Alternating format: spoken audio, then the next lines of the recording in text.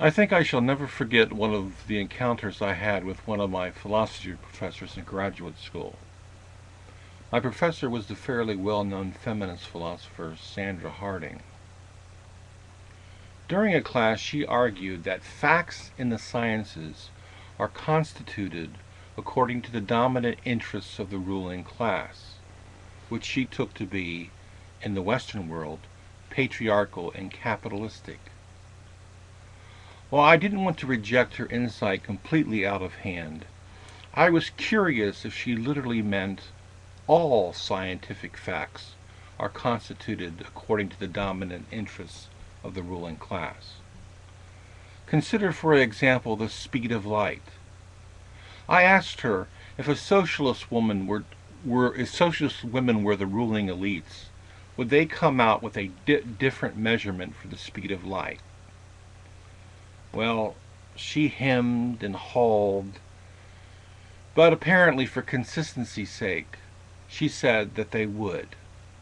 Socialist women would come out with a different measurement for the speed of light than a man would. Imagine the level of suspicion that operates in such a notion. No fact, however seemingly benign, objective, and disinterested, is not value-laden. That is suspicion on a holiday.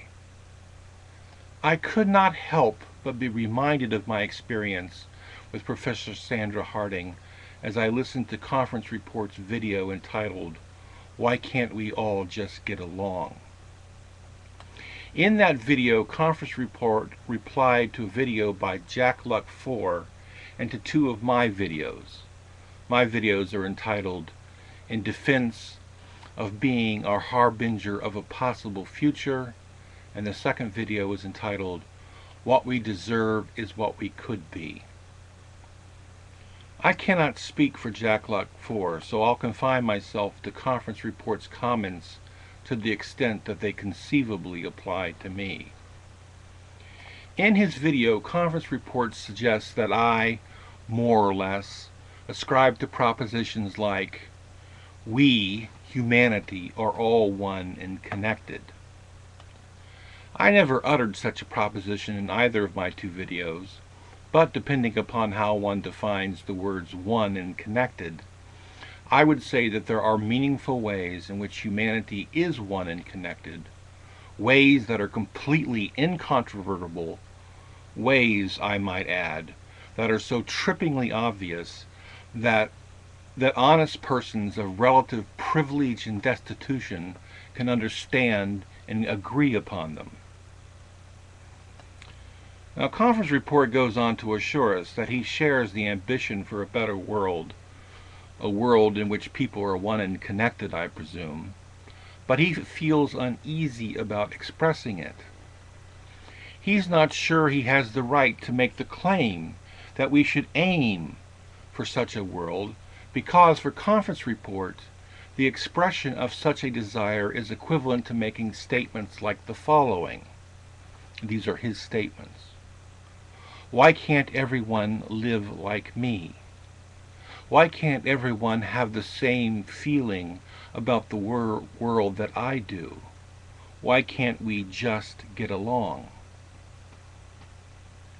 Now here, my limited abilities to follow a line of argument go off the rails, because I don't understand how those statements follow from the benign, no, the salutary wish that we should strive to make the world a better place for everyone. In any case, I'm not going to ascribe to the rhetorical question, why can't everyone live like me? Because I would never want everyone to live like me, and I would never think to ask such a question. Nor I ascribe to the rhetorical question, why can't everyone have the same feeling about the world that I do? Not until Conference Report, as odd as this sounds, tells me what feeling I am supposed to have about the world that I want everyone to share. Apparently, Conference Report knows my feelings. Nor will I give much weight to the rhetorical question, why can't we just get along? Get along, because when I consider the historical and extant sources of division among human beings, the injustices, the mistreatment, the exploitation, and too often the mass murders, I think I know perfectly well why we just can't get along. But I don't see how knowing that we should somehow stifle, I don't see how knowing that, rather, should somehow stifle my expression. As I said in one of my videos, that all people deserve to live in societies that maximize liberty, equality, and human well-being to the greatest extent possible. Everyone.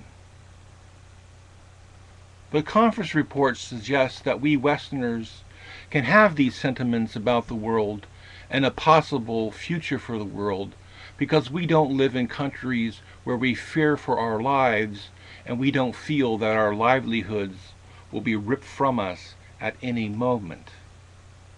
Conference report also says we only have the right to say, why can't we all just get along, if we are willing to give up all that we have and live in a country with no economic support. Otherwise, he says, only the winners are in a position to say statements like, why can't we all just get along? It is here that conference report reminds me of my former professor Sandra Harding. As I told her, a woman and a man both could measure the speed of light the same. And so I'll say to conference report now, everyone, you, me, especially the most destitute person in a poor and oppressive nation, everyone deserves to live in societies that maximize liberty, equality, and human well-being to the greatest extent possible.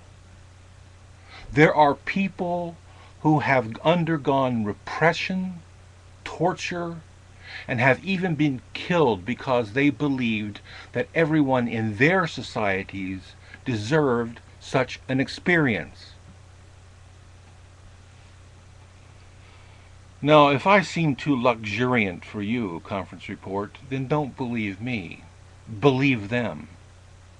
But note this. Note how we both can utter the same fact.